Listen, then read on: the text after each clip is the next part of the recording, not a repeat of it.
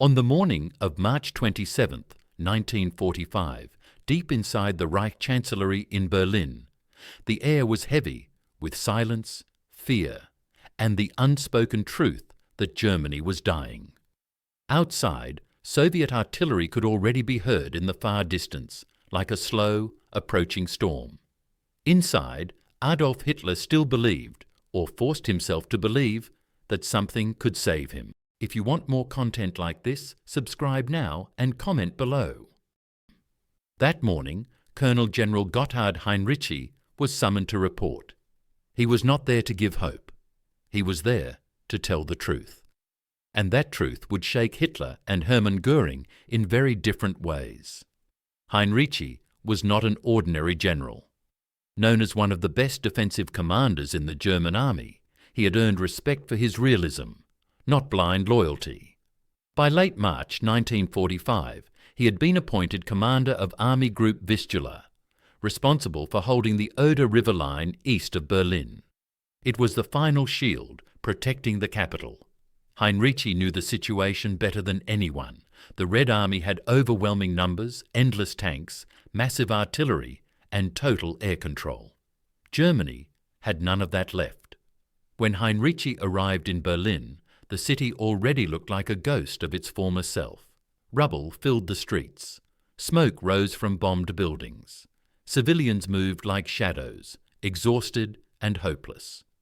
The Reich Chancellery bunker complex was tense. Officers spoke in low voices. Maps were outdated within hours. Everyone knew time had run out, but no one dared to say it openly, except Heinrici. The meeting took place in the Führerbunker late morning. Adolf Hitler, now 55 years old but looking much older, sat hunched over a large wooden table. His hands shook constantly. His eyes were sunken. Beside him were a few senior figures, including Hermann Göring, Reichsmarschall of the Luftwaffe, once the second most powerful man in the Reich. Göring still wore his decorations, still tried to look confident, but his authority had collapsed along with the air force he once commanded. Heinrici began his report calmly. He spoke clearly, without emotion. He explained that Soviet forces under Marshal Georgy Zhukov had massed across the Oder and Neisse rivers. He gave exact numbers: thousands of tanks, hundreds of thousands of men, artillery so dense that the ground itself would shake. He explained that German divisions were under strength, some reduced to a few hundred men. Ammunition was low, fuel was almost gone.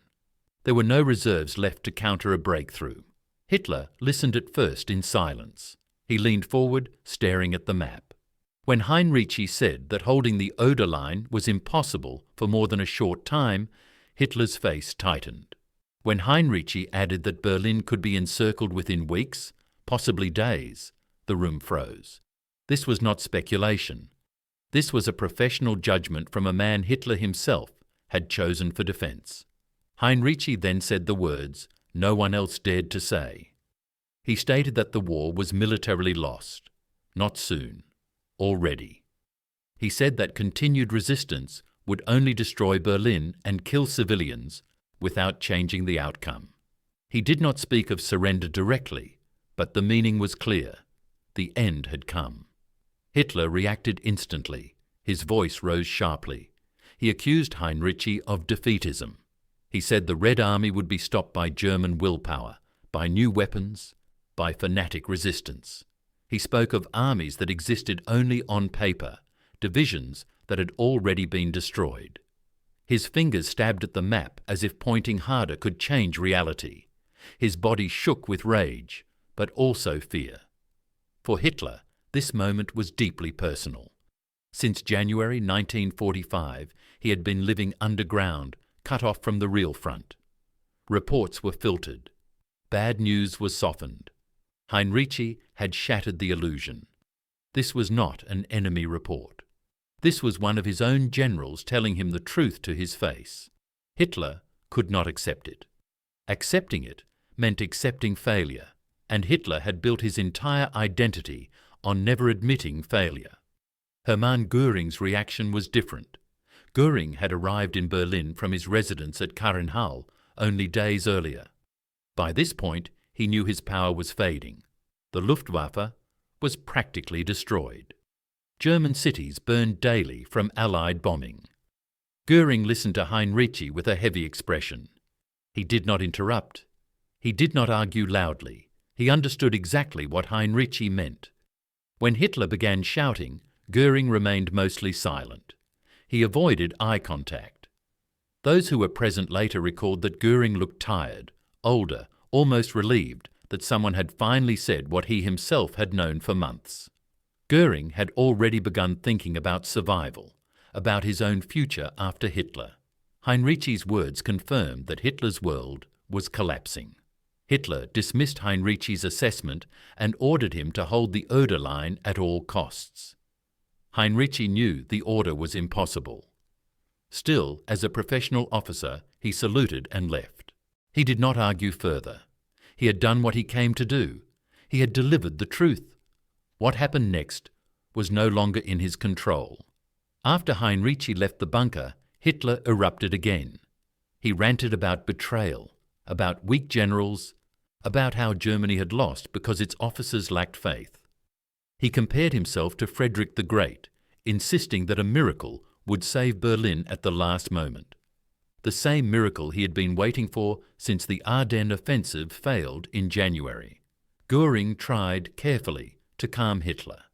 He suggested focusing on negotiations with the Western Allies, hoping to split them from the Soviets. Hitler rejected the idea instantly. He accused Goering of cowardice. This accusation cut deeply. Goering, once Hitler's chosen successor, now realized he was no longer trusted. The balance of power had shifted completely. Within days, Heinrici's predictions began to come true. On April 16, 1945, at 4 a.m., the Red Army launched the Berlin offensive. Thousands of artillery guns opened fire along the Seelow Heights. The ground shook exactly as Heinrici had described. German defences were overwhelmed. Despite clever defensive tactics, Heinrici could not stop the Soviet advance. By April 19th, the Seelow Heights had fallen. The road to Berlin was open. Back in the bunker, Hitler's mental state deteriorated rapidly. He paced endlessly. He repeated orders that could not be carried out. He moved imaginary units on maps. Heinrici was blamed, removed from command on April 28th, accused of disobedience for pulling back troops to avoid encirclement. In reality, Heinrici had saved what little remained of his forces. Hitler saw it as treason. Goering, meanwhile, was no longer in Berlin. On April 23rd, he sent a telegram from Obersalzberg asking if he should assume leadership, as Hitler had previously decreed in case the Führer was trapped. Hitler interpreted this as an attempt at a coup. He exploded with rage. Goering was stripped of all his positions and placed under arrest by the SS. The man who once stood beside Hitler at every rally was now branded a traitor. Looking back, the meeting with Heinrici stands out as one of the last moments when reality confronted illusion directly. Heinrici represented the professional German officer corps, grounded in facts, maps, and numbers. Hitler represented ideology, fantasy, and refusal to accept defeat. Goering stood somewhere in between, aware of reality, but too compromised to challenge Hitler openly. By April 30th, 1945, just over a month after Heinrici's warning, Adolf Hitler was dead by suicide in the bunker. Berlin was surrounded. The war in Europe ended on May 8th. Everything Heinrici had said came true, almost exactly on schedule.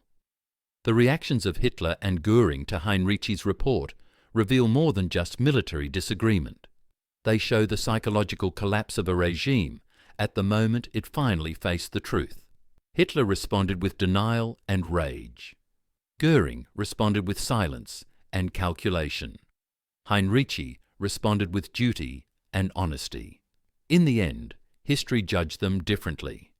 Hitler became the symbol of total destruction brought by refusal to accept reality. Goering became a fallen figure, trying and failing to save himself. Heinrici survived the war, captured by the British, later released. He had done his duty as a soldier by speaking the truth, even when it was unwelcome. That moment in March 1945, inside a concrete bunker beneath Berlin, was the real end. Not the final shot, not the surrender papers, but the moment when the truth was spoken clearly and the men in power showed how they would respond. One with fury, one with fear, and one with honesty. If you want more content like this, subscribe now and comment below.